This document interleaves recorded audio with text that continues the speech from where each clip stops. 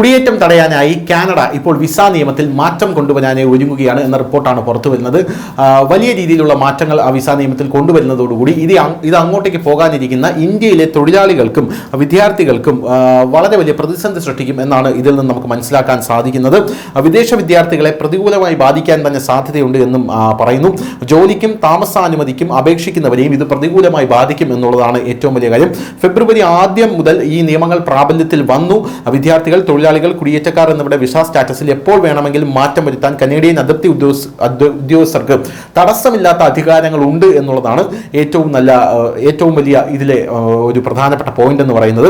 പുതിയ immigration card, refugee protection regulations പ്രകാരം electronics യാത്രാ അനുമതികൾ, ETA-കൾ, താൽക്കാലിക റെസിഡന്റ് വിസകൾ തുടങ്ങിയ TRV-കൾ പോലുള്ള താൽക്കാലിക റെസിഡന്റ് രേഖകൾ നിരസിക്കാനോ തമസ്കരിക്കാനോ കനേഡിയൻ അതിർത്തി ഉദ്യോഗസ്ഥർക്ക് ഇപ്പോൾ അധികാരമുണ്ട് എന്നുള്ളതാണ് ഇതിലെ മറ്റൊരു പ്രധാനപ്പെട്ട ക്ലോസ് എന്ന് പറയുന്നത്. ഇതിനർത്ഥം അതിർത്തി ഉദ്യോഗസ്ഥർക്ക് ഇപ്പോൾ അത്തരം രേഖകൾ റദ്ദാക്കാൻ കഴിയും എന്നുള്ളത് തന്നെയാണ്. അതിൽ വർക്ക് പെർമിറ്റും വിദ്യാർത്ഥി വിസകളും എല്ലാം തന്നെ ഉൾപ്പെടുന്നു.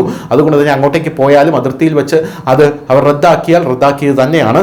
എന്നിരുന്നാലും പെർമിറ്റുകളും വിസകളും നിരസിക്കുന്നതിന് പാലിക്കേണ്ട ചില മാർഗനിർദ്ദേശങ്ങളും ഉണ്ട് എന്നുള്ളതാണ്.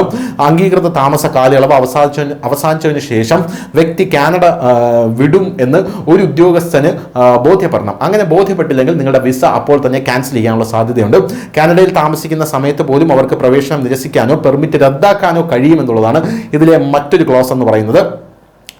അങ്ങനെ വിധി നിർണ്ണയിക്കാനുള്ള വിവേചനാധികാരം പൂർണ്ണമായും ഉദ്യോഗസ്ഥനിൽ നിക്ഷിപ്തമാണ് എന്നുള്ളതാണ്. അതായത് ആ ഉദ്യോഗസ്ഥനായിരിക്കും നിങ്ങളെ പൂർണ്ണമായിട്ടും സ്കാൻ ചെയ്യുന്നത്. നിങ്ങൾ ആരാണ്, നിങ്ങൾ എവിടെ നിന്നാണ് വരുന്നത്, നിങ്ങളുടെ സ്വഭാവം അയാൾക്ക് ഇഷ്ടപ്പെട്ടില്ലെങ്കിൽ പോലും അയാൾക്ക് നിങ്ങളുടെ വിസ ക്യാൻസൽ ആക്കാം എന്നുള്ളൊരു നിയമം അതിനകത്തുണ്ട്.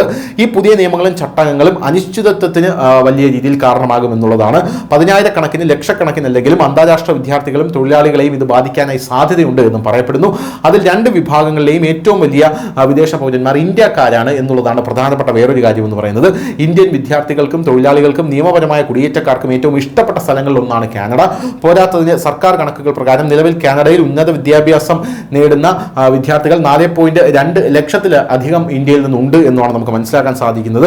എന്തായാലും ഒരു വിദ്യാർത്ഥിക്ക് അല്ലെങ്കിൽ ഒരു കുടിയേറ്റക്കാരന് അല്ലെങ്കിൽ ഒരു തൊഴിലാളിക്ക് അവിടെ വിസ നിഷേധിക്കപ്പെട്ടാൽ അവരെ പ്രവേശന കവാടത്തിൽ തന്നെ തടഞ്ഞു നിർത്തി അവരുടെ മാതൃരാജ്യത്തേക്ക് തന്നെ, അതായത് ഇന്ത്യയിലേക്ക് തന്നെ നിങ്ങളെ തിരിച്ചയക്കും എന്നുള്ളതാണ് ഇതിലെ മറ്റൊരു പ്രധാനപ്പെട്ട കാര്യം. കാനഡയിൽ പഠിക്കുകയോ ജോലി ചെയ്യുകയോ താമസിക്കുകയോ ചെയ്യുമ്പോഴാണ് നിങ്ങളുടെ വിസ റദ്ദാക്കപ്പെടുകയാണെങ്കിൽ, പെർമിറ്റ് റദ്ദാക്കപ്പെടുകയാണെങ്കിൽ ഒരു നിശ്ചിത തീയതിക്കുള്ളിൽ രാജ്യം വിടാൻ നിങ്ങൾക്ക് നോട്ടീസ് നൽകുകയും ചെയ്യും. ഈ വിഭാഗങ്ങൾക്ക് പുറമെ ഇന്ത്യയിൽ നിന്നുള്ള വിനോദസഞ്ചാരികളുടെ വൻ ഒഴുക്കും കാനഡയിലേക്ക് തുടരുകയാണ്. ഇവർക്ക് എല്ലാവർക്കും വ്യത്യസ്ത കാലയളവിലുള്ള താൽക്കാലിക താമസ പെർമിറ്റാണ് ഉള്ളത്. 2024 ആദ്യ 6 മാസങ്ങളിൽ കാനഡ 3.6 ലക്ഷത്തിലധികം ഇന്ത്യക്കാർക്ക് വിസ നൽകിയെന്നാണ് അവരുടെ റിപ്പോർട്ടുകൾ എല്ലാം തന്നെ സൂചിപ്പിക്കുന്നത്. എന്തു തന്നെയായിരുന്നാലും കാനഡയിലെ പുതിയ വിസ നിയമം ഇന്ത്യക്കാർക്ക് പ്രതിസന്ധി സൃഷ്ടിക്കാനുള്ള സാധ്യത കൂടുതലാണ്. News desk, news India Malayalam.